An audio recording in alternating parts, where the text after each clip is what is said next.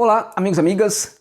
Bem, vamos falar neste vídeo sobre algo muito interessante que pode acontecer no futebol brasileiro neste momento. Algo de muito interessante mesmo, porque nós precisamos disso. O nosso futebol precisa demais de uma grande surpresa, uma grande novidade que pode estar pintando aí, que é a presença, novamente, de um 7-1 para ver se a gente aprende. É isso. Este vídeo tematiza justamente esse ponto. Refiro-me às eliminações que os argentinos protagonizam em relação aos brasileiros nas duas competições da Conmebol. Por enquanto, o placar está em 6-1 para os argentinos.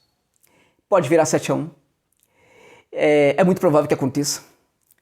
Então, precisamos falar disso. Da onde vem essa diferença? Se olharmos para esses confrontos de Sul-Americana e Libertadores desde 2010 para cá, bom, na Sul-Americana não tivemos muitos jogos, né? Muitos confrontos. Então, é um pouco até irrelevante. Mas em um ano teve vantagem brasileira, em outro ano teve vantagem do argentino, e assim, portanto, não é nada muito absurdo. Na Libertadores a gente tem um empate aí, um equilíbrio muito grande. Em 3 anos o Brasil foi melhor, eliminou os argentinos. Em 3 anos os argentinos foram melhores, eliminaram os brasileiros. Em 2 anos houve empate, e em 2011 não teve confronto entre brasileiro e argentino pela Libertadores. Agora, de onde vem esse 6-1? Apesar de todos os das nossas falhas, sempre houve aí o equilíbrio. De onde vem esse desequilíbrio? Eu diria para vocês que vem de algo novo, né? De uma circunstância nova que se apresenta no futebol do continente e que tem afetado naturalmente aqueles que são mais desorganizados. Nós somos o futebol mais desorganizado hoje da América Latina, né? E somos os mais desorganizados, ficando aqui na América do Sul, somos os mais desorganizados, os mais bagunçados, porque continuamos a achar que somos os melhores do mundo, que ninguém pode com a gente, que somos, portanto, os melhores da América do Sul, muito melhores do que os demais. A gente apanha, apanha, apanha e não aprende. Nós temos os melhores orçamentos, os melhores patrocínios, as melhores cotas de TV e não... mesmo assim, a gente tem outra vantagem em relação aos argentinos. De 2015 para cá, tanto na Copa Sul-Americana como na Libertadores, passamos a ter um número maior de brasileiros em relação aos argentinos nas disputas. Então, de onde vem essa diferença? Eu diria que esse elemento novo, essa circunstância nova que tem afetado mais o nosso país por sermos mais desorganizados, é a parada do futebol em virtude da pandemia do novo coronavírus. Quando o futebol para, né, ele coloca vários problemas para os clubes do continente. Quando ele volta a partir de protocolos, que em alguns lugares foram mais rígidos e outros menos rígidos. Aqui no Brasil, os protocolos que foram os menos rígidos, inclusive, permitiram que o futebol voltasse bem antes do que, por exemplo, na Argentina. Na Argentina sequer queriam a volta do futebol. Foram até forçados ali pela Conmebol, que queria a volta da Libertadores. A Argentina e a Venezuela não queriam a volta, mas a Conmebol acabou forçando ali um pouco a Argentina a aceitar, e aí depois a Venezuela também aceita. Só que na Argentina, por exemplo, os protocolos foram muito rígidos. E aí eles implicaram, por exemplo, na questão da qualidade do treino, na questão da qualidade da preparação física, que foram praticamente quase amadoras. Eu diria que não houve preparação tática, praticamente, na volta do futebol, até o confronto contra os brasileiros.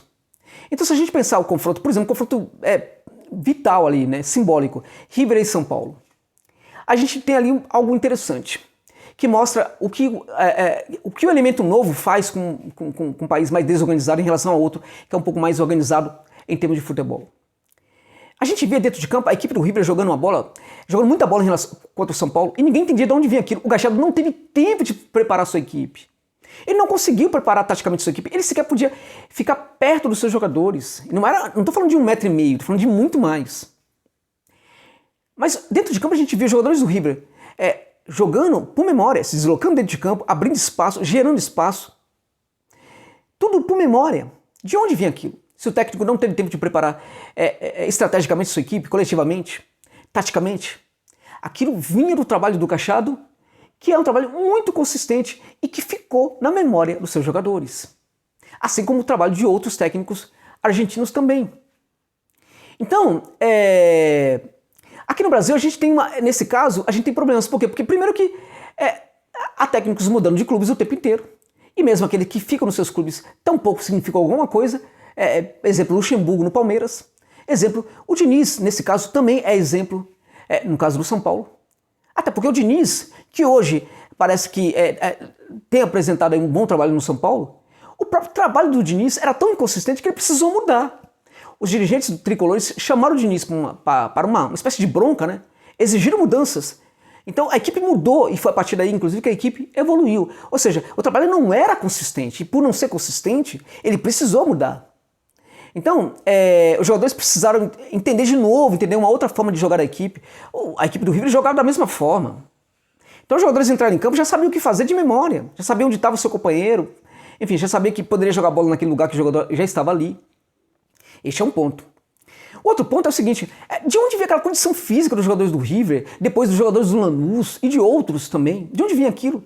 Se fisicamente eles não tiveram tempo de se preparar, fisicamente a coisa foi até pior do que preparo em termos táticos. De onde vinha aquilo?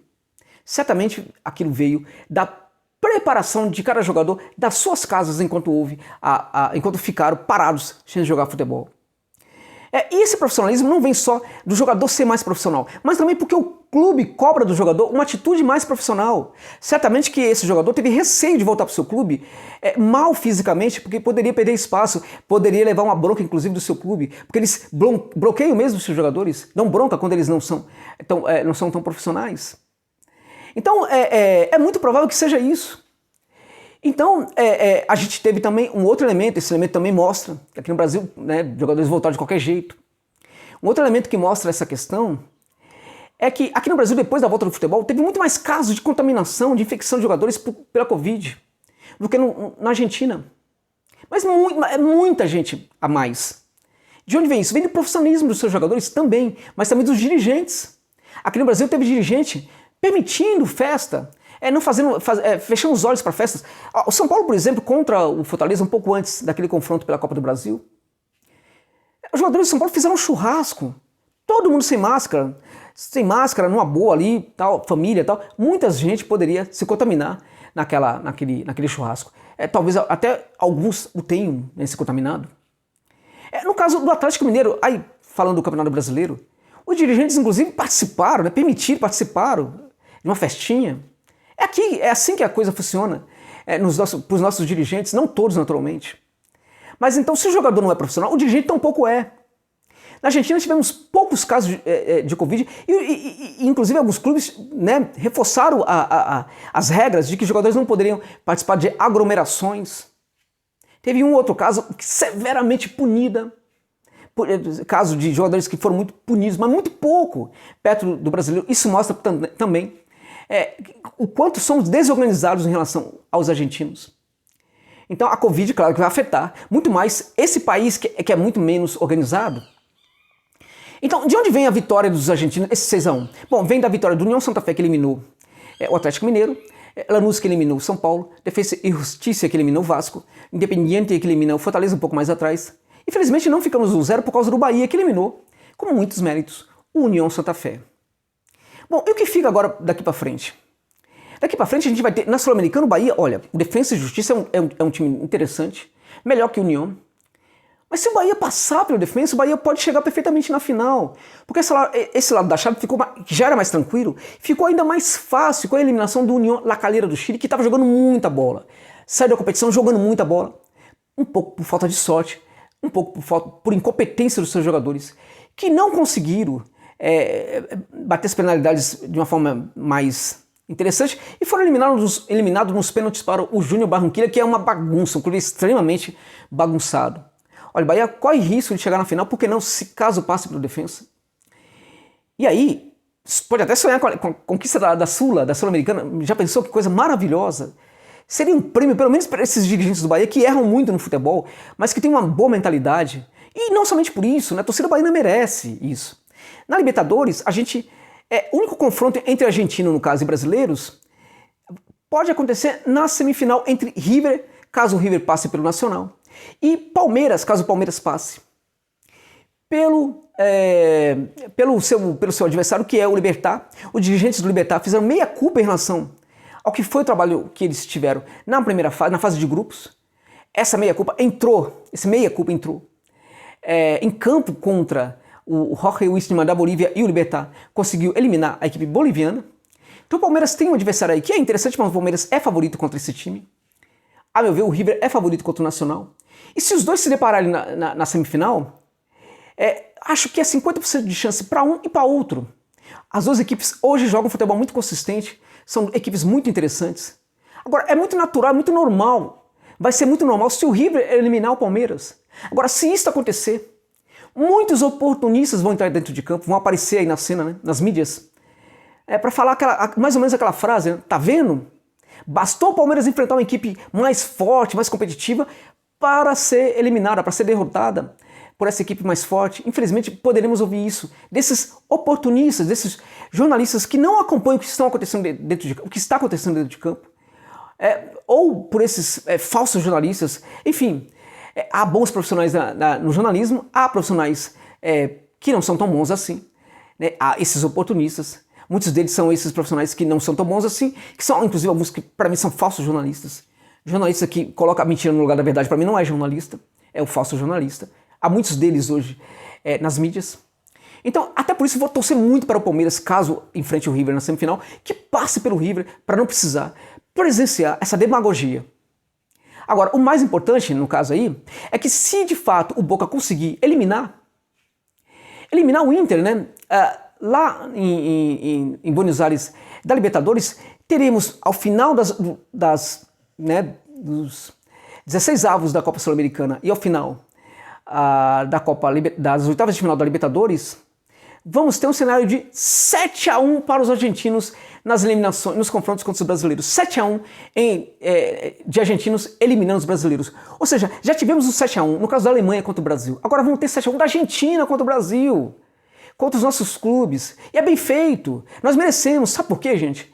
Porque diante de todas as crises, de todas as dificuldades, a resposta para todas as dificuldades no futebol é a organização institucional. O clube precisa levar isso a sério. O clube precisa trabalhar sua estrutura, investir na sua estrutura, investir no seu aperfeiçoamento institucional, investir na sua canteira, no seu modelo de jogo, nos seus profissionais, nas suas comissões técnicas, nos seus médicos, nos seus fisioterapeutas, em tudo.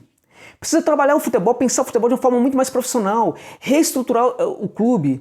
Esta sempre vai ser a boa resposta para todas as crises, para inclusive uma possibilidade de crescimento de todos os clubes, de todos os tamanhos do futebol brasileiro. Então, um novo 7-1 deve estar pintando no futebol brasileiro. Acho que ele pode ser novamente bem-vindo para ver se a gente, dessa vez ao menos, tire algumas lições e aprendam um pouco com esse novo 7-1. Acho difícil, mas acho que nesse momento, penso que nesse momento, o 7-1 é necessário para o futebol brasileiro. E ele pode e deve acontecer na semana que vem em Buenos Aires. É isso.